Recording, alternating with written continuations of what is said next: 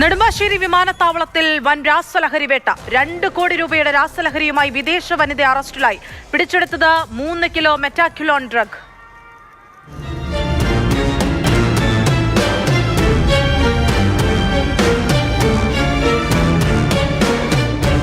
$2 കോടി വില വരുന്ന മെത്താക്യുലോണുമായി ടോങ്കോ സ്വദേശിയായ ഔറോ അഗോറ ലത്തീഫാറ്റുവാണ് പിടിയിലായത്.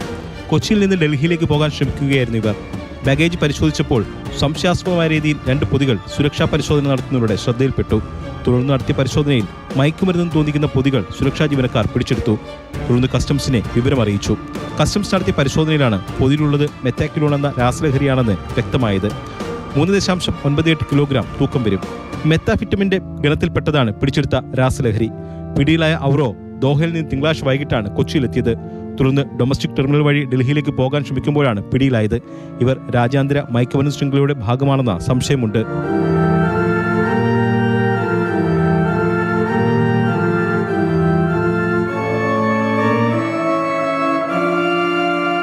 മാതൃഭൂമി ന്യൂസ്, കൊച്ചി.